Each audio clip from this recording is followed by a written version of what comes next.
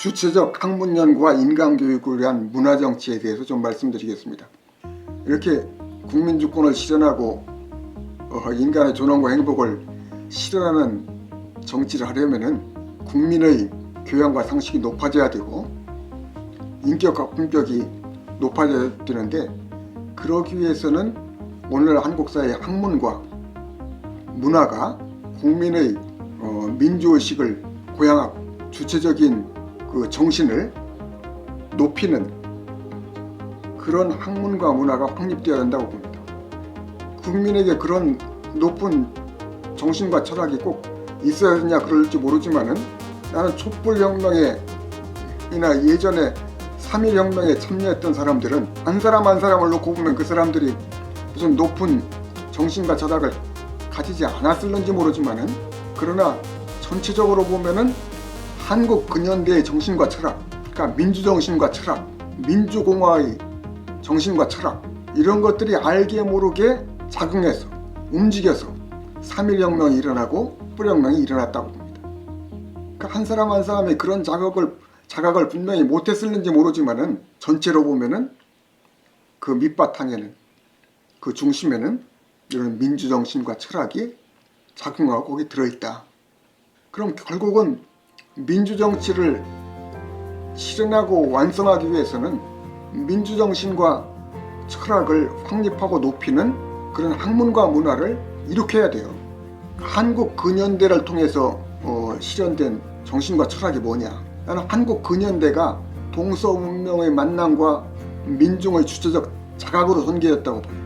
동서문명의 합류로 인해서 세계 보편적인 시민정신을 갖게 되고, 민중의 주체적 자각을 통해서 민주정신을 확립하게 되었다고 봅니다.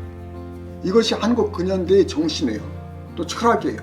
한 사람 한 사람이 이것을 다 자각하고 의식하는지는 모르지만은, 한국 근현대의 중심과 밑바닥에 흐르는 시대정신은 동서문명이 만나고 민중의 주체적 자각과 해방이 이루어지는 그런 정신과 철학이 작용하고 지배했다. 그것이 3.1혁명과 헌법정신과 촛불혁명으로 이어졌다. 그럼 이런 정신과 철학을 우리가 학문적으로도 확립하고 문화적으로도 구현해야 되는데, 오늘의 학문 연구와 오늘의 문화가 과연 그러한가? 그것과는 정반대로 흘러가고 있다고 봅니다. 시각으로 따지면은 400년 넘게 우리나라는 서양의 학문과 문화를 받아들였어요. 그리고 조선 왕조가 젊은 청년들을 일본과 미국에 유학을 보내서 서양 지식과 문화를 본격적으로 받아들인 것으로 따져도 130년이 지났어요. 근데 이제까지 대학 교수들이나 학술 연구가들 거의 대부분은 서양 학문과 문화를 연구하고 가르치고 그것을 표현하는데 머물러 있어요. 한국 근현대의 정신과 철학을 연구하는 사람들은 거의 없다고 봐도 되는 정도죠.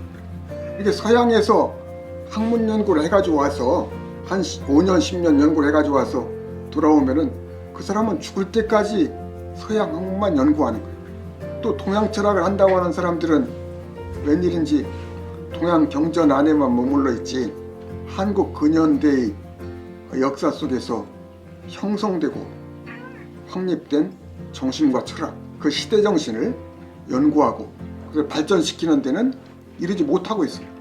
안창호 선생이 오늘 애국가를 짓고 보급하는 데 앞장섰는데, 자기 이름으로 그것을 보급하고 알리면은 곤란하다고 생각해서 자기가 애국가 작사자라는 걸 아주 밝히지 않았거든요. 적극적으로 숨겼어요. 그래서 결국 지금까지도 애국가 작사자가 누군지 모르고 있어요. 애국가 작사자는 미상으로 되어 있어요.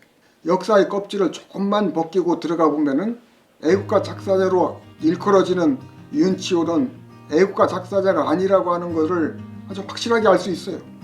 여러모로 보아서 애국가 작사자는 안창호라고 하는 것을 확인할 수 있어요. 윤치호가 애국가 작사자라고 보려고 해도 볼 수 없는 그런 역사, 정신, 문화적 요소가 너무나 분명해요. 또 안창호가 애국가 작사자가 아니라고 생각할 수 없을 정도로 안창호와 애국가의 관계가 너무나 긴밀해요. 애국가 작사자 애국가의 1절 4절만 분석해 보아도 안창호가 흥사단의 4대 정신으로 내세운 무실, 역행, 충의, 용감, 이 4가지 정신이 1절 4절에 오롯이 들어있거든요. 애국가는 안창호의 분신과 같고 애국가의 그 안창호의 정신이 그대로 애국가 속에 담겨 있는데, 이제까지 우리나라의 학자들이 이렇게 많으면서도 애국가 작사자가 안창호라고 하는 것을 밝혀내지 못한 것은 오늘날 학술연구가 한국 근현대의 정신과 철학을 연구하지 못했기 때문이라고 생각해요. 아마 이렇게 된 데는 독립운동을 했던 역사가들, 갑자기 갑자기 이름이 생각이 안 나네. 신채호, 문일평, 정인보, 함석건, 그런 분들은 우리 민족의 정신과 철학을 연구한 분들이에요. 한국 근현대의 정신과 철학을 사무치게 연구한 분들이죠.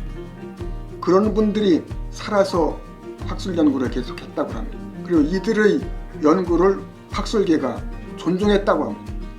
한국 근현대의 정신과 철학은 아마 깊이 연구되고 밝혀지고 애국가는 안창호가 지었다고 하는 것을 확실하게 결론을 내릴 수 있을 거라고 생각을 합니다. 제가 CR재단을 하면서 안창호, 이승훈, 유영모, 함석헌 연구를 내세우고 그 연구를 추진해 나갔죠. 마침 2008년에 세계철학대회가 서울에서 열려서 거기에 유영모, 함석헌의 철학 발표회를 19명이 이틀에 걸쳐서 했습니다. 많은 사람들이 관심을 가지긴 했지만은 우리나라 학술계가 큰 변화가 있는 것 같지 않아요. 그 후에 CR재단에서 유영모, 함석헌의 철학 심포지엄을 열었어요. 그래서 중진 철학 교수님들이 여러분이 오셔서 발표도 하고 논평도 하고, 발표와 논평이 끝난 다음에 철학 교수들이 아주 먹먹한 심정이 됐어요. 그러리라고 생각했지만은 연구하면 할수록 유영모, 함석헌의 철학이 너무 심오하고 또 새롭고 또 창조적이라 놀라운 마음으로, 감동하는 마음으로 말을 못하고 있다가 사람들이 이 사람 저 사람이 유영모, 함석헌 두 분 선생님이 이런 철학을 하고 있을 때 우리나라 다른 철학자들은 도대체 뭘 하고 있었냐, 이런 말들이 철학자들, 철학 교수들 입에서 여러 번 나왔어요. 누구도 답을 못했죠. 근데 마침 그때 성균관대학 철학 교수이면서 한국철학회 차기 회장인 손동현 교수님이 참여했어요. 이분이 일부러 나오셔가지고 그 말에 대답을 했어요. 다른 철학자들은 서양 문화가 너무나 눈이 부셔서 졸도했던 것이다. 참 이 말은 이치에 사실 맞지 않지요. 그러나 아주 그 손 교수님이 아주 양심적으로 정직하게 하신 말씀이라고 생각해요. 그러나 무슨 철학자가 졸도합니까? 졸도하면 철학자가 아니죠. 그러니까 2005년하고 2010년에 교수신문에서 두 차례에 걸쳐서 지식인들한테 지난 100년 동안 가장 큰 영향을 미친 인물을 말하라고 하니까 2005년부터는 압도적으로 함석헌 선생이 정신문화적으로 가장 큰 영향을 미친 분이라고 이렇게 평가가 됐어요. 2010년에는 한국철학계 중진 교수 57명에게 아주 심층 설문조사를 했어요. 누가 가장 큰 영향을 미쳤냐, 정신문화적으로. 함석헌 선생이 또 압도적으로 나왔어요. 함석헌 선생을 연구하면은 오늘날의 철학의 모든 문제들 또는 철학의 대안들, 새로운 철학의 그 모색, 이런 문제들이 다 해결될 수가 있다. 그러니까 정말 함석헌 선생 연구하자, 그런 결론을 내렸어요. 그래도 잘 그 이후에 큰 변화가 있는 것 같지 않아요.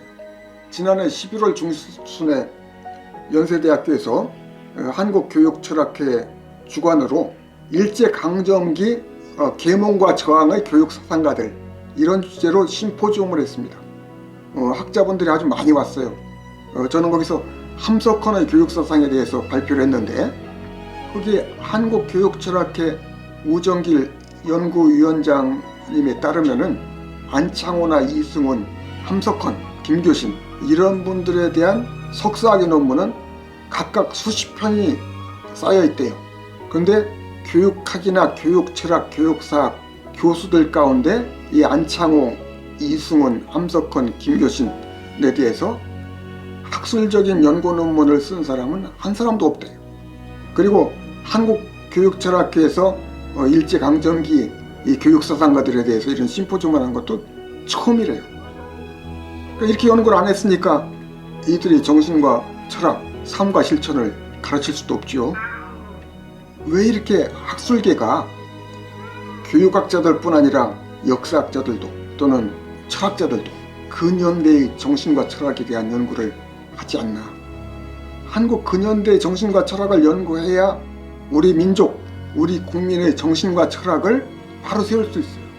우리 사회를, 우리 역사를 바로 세울 수 있어요. 그래야 우리 국민들이 민주공화정을 이룩하고 국민주권과 민족의 통일과 국민의 존엄과 행복을 실현하는 그런 세상을 열어갈 수 있습니다. 오늘날 박사학위를 받고 정규직 일자리를 얻지 못해서 생활고에 허덕이는 학교들만 수만 명이라고 그래요. 4만 명, 5만 명이 된다고 그래요. 대학 교수들도 대학 밖에 있는 박사들도 다 마찬가지로 주로 서양에서 학문을 공부하고 한국에서 박사학위를 받았다고 하더라도 그 지도교수가 다 서양 사상과 학문을 하는 사람들이니까 우리 근현대의 정신과 철학을 외면하는 건 다 마찬가지예요. 학교 안에 있는 사람들이나 학교 바깥에서 떠도는 학자들이나 우리 민족의 정신과 철학과 문화에 이렇게 등지고 있고 거리를 두고 있는 한 우리 사회는 정신적으로 문화적으로 분열증에 빠질 거라고 봐요. 서양 철학과 사상, 서양 학문과 문화를 연구했다고 하더라도 그것이 우리 살과 피와 뼈가 되어서 우리 정신과 철학을 밝혀내는 데 도움이 돼야 돼요. 그래야 의미가 있어요. 서양 학문을 아무리 깊이 제대로 했어도 그것이 우리 역사, 우리 민족의 정신과 문화에 뿌리를 내려야 돼요. 우리 민족의 정신 문화의 살과 피와 뼈에 새겨져야 돼요. 그래야 의미가 있어요. 그러지 않고 그냥 생경하게 서양 정신 문화를 그냥 받아들이기만 하면은 그것은 오히려 우리 정신 문화에 해가 되고 정신 문화의 분열 현상을 일으키고 어려움에 처하게 할 거라고 생각합니다.